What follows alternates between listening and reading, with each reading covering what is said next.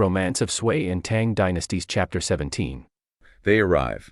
It's the capital. During the massive Lantern Festival, the Dengxi, big celebration. It's huge. And our main group, led by Qin Bao, they've just met Li Jing, the strategist. Yes. But physically, they're a problem. A big problem. You've got 7 guys on horseback, Right. plus over 30 staff members lugging this, mountain of baggage. And not exactly blending in. Not at all. And Wang Bodang, he's one of the smart ones. He spots this immediately. He says, look, riding in like this, with all this staff, all these bags, we look like lost travelers. Or worse. Worse how? Like a military convoy, maybe. It just doesn't fit the image. It's totally wrong for guys who are supposedly just here to stroll and enjoy the fun. You can't look like you're burdened by travel. Okay, so logistical challenge number 1. How do they solve it? Well, Li Rugri comes up with the plan. Pretty efficient, actually. Yeah. He says, okay, we only ride up to the city gate, no further. Then we stash the horses, the saddles, most of the luggage at an inn outside the walls. Basically, minimize the visible footprint. Smart. Keep the messy stuff out of sight. Exactly. Then the focus shifts to what they do bring inside. It's got to be small, disciplined. Who goes in? Just a small group. The source mentions 2 specific house guards belonging to Chai Juma, and they carry only the absolute essentials. Like what? Things like felt bags, small formal boxes, things that signal status but not burden. And crucially, enough money for staff head use, zhang tu xiong. Pocket money, basically. So it looks like they have money, but they're not, hauling chests of it around? Precisely. Wealthy but unburdened, that's the look. But then the serious mission kind of peeks through, doesn't it? It does. Qin Bao gives this very specific order. He needs 2 strong walkers to carry his official dispatches. The Huishu and Huipi. Right. Hidden away in just a simple shoulder bag. But he makes it clear, these documents, they're life-related matters. Xingming Shengguandashi. Wow. So life and death. Stakes literally walking beside them in a cloth bag while they're trying to look like carefree tourists. That's the contrast, isn't it? Reducing their visible presence to play the part, but the actual mission, the military reality, is right there, hidden in plain sight. The performance starts before they even get inside the city. Okay, they've managed the gate. They look the part, mostly. What kind of place are they walking into? What's the festival scene like? Wow, the whole city is buzzing. The emperor himself ordered this celebration, enjoy with the common people. So parties everywhere. Everywhere. Every house decorated, lantern stalls lining the streets. A real spectacle. But our guys, they're not just wandering the streets, are they? No, they head straight for the elite zone, the Sima Gate area, right outside the mansion of Yuan Shu. The Minister of War. That's serious power. Immense power. And this is where you really see the shift from, martial seriousness to social, decadence. How so? Yuan Shu's place has an archery ground, a shepla, a place for actual military officials to practice their skills. Right, serious training. But his youngest son, Yuan Riji, has basically turned this serious training ground into a playground, a ball field for kickball. Kickball, okay. And what's this son like? The source gives us some color on him. Oh, it does. Brilliantly dismissive. Says he's basically uneducated, can't recognize characters, has no ink in his chest. Aha, no ink in his chest. Love that. Meaning no real culture or learning. Exactly. He's got status purely because of his family name, Yinzhe Menyan, inherited privilege. He's not skilled, not smart, but he's rich. So he throws his money around. Big time. He's gathered over 200 skilled kickball performers, basically on his payroll, for this vanity project. And the setup itself, this ball platform. Oh, it screams status. It's a raised terrace covered with this huge heaven-covering tent, to keep the sun off the important people. Very luxurious. And who's sitting up there with Huiji? Not generals or scholars. No. 2 famous courtesans from Pinkang Alley, nicknamed Golden Phoenix Dance and Colored Cloudfly. Okay, so this isn't really about the sport itself, is it? Not primarily. It's a social display, purely about showing off wealth and connections, which means our heroes, stepping into this, they have to match that vibe. They have to play the game literally and figuratively. It sounds like a test. Can these rough-and-tumble warriors actually fit in here? That's exactly it. Can they successfully act the part of cultured gentlemen in this incredibly lavish, maybe even frivolous setting? And the main event is this game, Yuan King, kickball. You said it requires finesse? How does it work? Right. It's all about precision. The goal is to kick the ball through this small hoop or arch. It's called the color gate. How small are we talking? The source says about the size of a measure basket. Da. So think about hitting a pretty small target with just your foot. That takes serious control, not just brute strength. Okay, precision. And if you make it, Yeah. through the color gate. Instant rewards, a piece of colored silk, a little pack of silver flowers, and a silver plaque. It's immediate recognition for skill and elegance. And these performers, the 200 guys Huiji hired, they were pros. Absolutely. You can tell from the jargon the source uses, this wasn't just casual kicking. They had complex techniques. Like what? Things called lock waist, single spear, paired damage, shoulder makeup, miscellaneous kicks. These are names for specific difficult moves. It shows that this game, even though it's being used for entertainment here, probably came from real martial training that required agility and balance. Interesting. Skills adapted for show. But, well, not everyone in Qin Shubao's group is known for finesse. Not exactly. Which leads us right into the moment where all the careful planning kind of implodes, comically. But first, Qin Shubao tries to prevent disaster. He does. He's the sensible one. He pulls aside Wang Bodang and Chai Sicheng, the more refined guys, and really stresses patience. Forbearance, yeni ne wei xian. Basically, keep cool, don't react. Don't start anything unless you absolutely positively cannot stand it anymore. He knows his guys have short fuses, especially in a place like this. Sound advice, which is, of course, immediately ignored. Immediately, by the two roughest characters in the bunch, Qi Guoyuan and Li Rugi. What do? They just shove their way through the crowd, using pure muscle, creates friction right away. Oh, boy. And then comes the peak culture clash moment. Qi Guoyuan, who basically grew up as an outlaw. Right, not exactly courtly. He has no idea what he's even looking at. He leans over to Li Rugi and whispers, "What is that round rolling thing?" He genuinely doesn't recognize a kickball. He's never seen one. Apparently not. It's so outside his world of fighting and survival. And Li Rugi's response? Oh, it's pure comic genius. And also kind of a strategic lie to cover their ignorance. What does he say? He jokes that the ball isn't just light leather. He says it's lead wrapped in leather. Yeah. Manufactured, according to the 64 disasters of the 8 trigrams, and get this weighted with 64 gin of cold lead. 64 caddies. That's like incredibly heavy. Ludicrously heavy. It's such a wild exaggeration, but it shows how alien this delicate, skillful game is to them. They have to imagine it as some kind of super heavy, rugged object to even make sense of it. Okay, so Qi Guoyuan now thinks this ball weighs a ton. What happens next?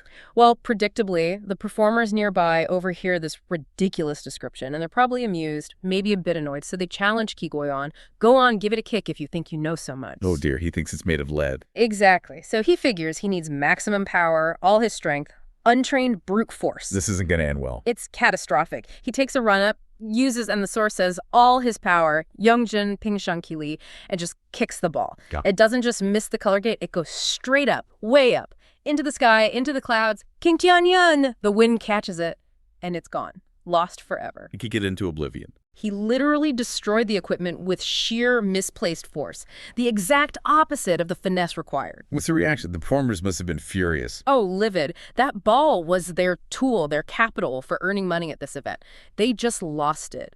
They start shouting at Qi Guoyuan. Uh-oh. Fisticuffs brewing. It could have easily gone that way. But Li Rugi, maybe having learned a quick lesson about brute force not working here, jumps straight into damage control mode. Ow. Money. He immediately pulls out 5 taels of silver Linging Yinzi and pays off the angry performers, buys their silence, smooths things over. 5 taels. Is that a lot? It wasn't nothing. It was a significant amount, enough to show they had resources and weren't just troublemakers. It was a clear display of wealth used instantly to fix a major social blunder. So they failed the skill test completely. Spectacularly. But Li Rugi managed to salvage the situation by passing the wealth and class test, using money to prevent the fight Qin Shubao was worried about. Exactly. It maintained their cover just barely, kept the performance going, despite the massive hiccup. Okay, so the disaster is averted, financially at least. But this brings us to a really interesting point, right? About actual skill versus performance. Yes, the most subtle part of the whole acting the part strategy. Because it turns out 4 of the heroes there, including Qin Shubao himself, they're actually good at kickball. They defer to Chai Xiao, who also goes by Chai Sicheng. Why him? Is he the best player? Maybe not necessarily the best player, but he's the right player for the performance. This game called Yuan Qing, think of it like Maybe a super skillful kind of ancient football, or maybe closer to keepy-uppy or hacky sack, but played with incredible artistry and athleticism. It wasn't simple. And the players themselves tell a story straight away. You've got our main guy, the nobleman Chai Xiao, described as, cultured, refined. He's showing off his lifelong artistic skills. It's almost like a performance of gentlemanly accomplishment for him. But he's not actually the star player here. The real pros are these two women, Jin Fengwu and Kai Shifei, and the text is specific. They're hired from the Pingkang district. Which was? The Pingkang district. That was the capital's well-known entertainment and pleasure quarter. So these women are professionals, explicitly called skilled at the game. And the description of the game, it wasn't just kicking a ball. It sounds incredibly technical.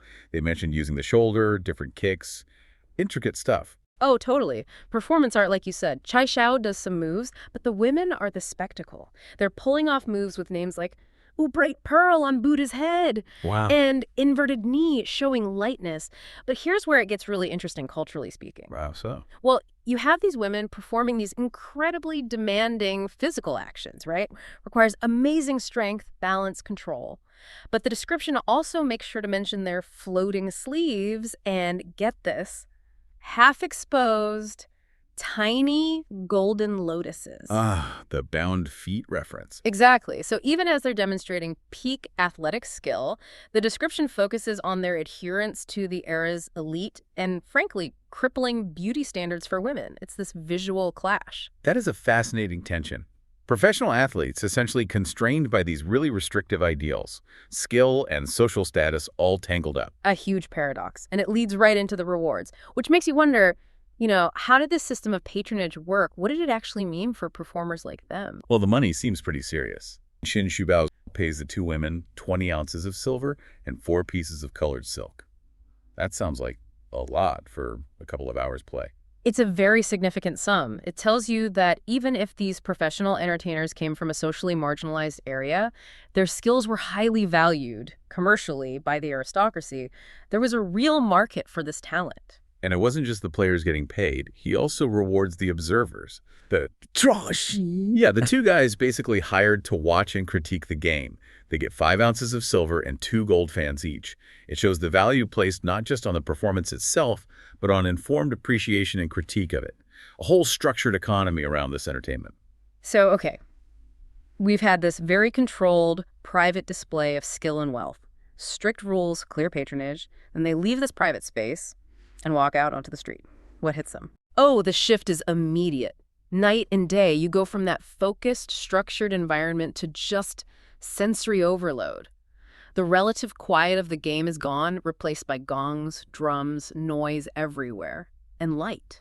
The source is dazzling. The whole world is lit up. And this is where it gets really wild. This isn't just like hanging a few lanterns. The descriptions for the Lantern Festival, the Yuanxiao, they're almost mythological. They really are fantastical. It's like the city itself is temporarily rebuilt out of light. You read about 4 sides of Agate City, a 5-colored glass cave, fire trees blooming. It's meant to be immersive. Reality itself feels light-shaking. And it's not just visual spectacle. They're mixing in games, too. People solving riddles by a bridge, birch. The text even says it's to break the confusion of 1,000 people. So it's interactive. Yeah, it's collective engagement. It's not just about passively watching. People are participating, thinking, but, and this is key, that collective feeling is still carefully structured. This is where you really see the hierarchy kick in. The spectacle isn't uniform. It moves from the general street buzz to very specific, very symbolic installations. Okay, so let's walk through that hierarchy. First stop, the Sima Gate. The theme here is beasts. And the main lantern is the QIN. That's right. The QIN, the sort of Chinese unicorn, is called the chief of all hairy creatures. Putting that front and center sends a very clear message. Which is? Dynastic power, pure and simple. The QIN supposedly only appears when a truly wise and just ruler is on the throne. So having this giant QIN lantern with a plaque saying, "All beasts pay homage," it's the government visually shouting, "Our rule is natural, cosmically approved." And there's even a couplet that makes the political link explicit, right? It connects the celebration to past and present dynasties. Exactly, tying the current rulers into this long, auspicious history. And the detail on the other animal lanterns is amazing, too. Like the GAZ, the judging beast. Yeah. The lion. Bays. But hang on, it specifically mentions a white elephant. So they're co-opting the auspicious symbols. And then you have gods riding these beasts too, like Zedong Dejun and Laozi. Right. Zedong Dejun on a white mule, Laozi on his blue ox heading west. It reinforces the message. Look, even the heavens acknowledge our festival, our capital, our rule. It's a massive visual stamp of divine approval. Okay, so that's the big state-level beast display. Then they move on to Yang Yu Gong's mansion, a duke's place. The focus shifts here, right? Completely. It becomes more personal, though still public. This display is for the Duke's birthday, the theme switches to birds, and the main idea is longevity. So the central lantern is the phoenix, the king of feathered creatures. Naturally, the Hisui. And the theme is Heavenly Dynasty's auspicious phoenix. But all the surrounding lanterns reinforce that birthday wish. You get cranes, symbols of immortality, peacocks, mandarin ducks for fidelity, egrets. And the figure lanterns match the theme too. Queen Mother of the West, the god of longevity. Precisely. The Queen Mother heading to her mythical feast, the longevity god, on a white crane. There is this phrase associated with him, sea house adding rafters, which basically means adding years to one's life. So this whole elaborate bird display, it's essentially a gigantic, incredibly expensive public birthday card for the Duke. It shows how nobles use the festival for their own status displays too, within the bigger imperial framework. Right. And then the final stop, the absolute peak.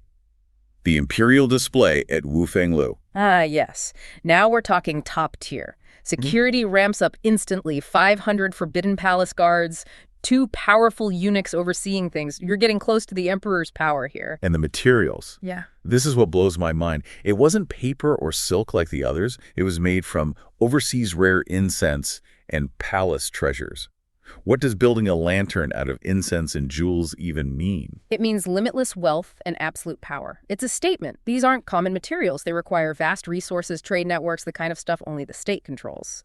Building a temporary structure out of incense and pearls just screams, we are so wealthy, so powerful, we can literally burn our treasures just to create light. It's the ultimate power flex. And the message on the plaque? Made of pearls. Inch-sized pearls, spelling out, Ukampo, light illuminates the world. Can't get much more direct than that.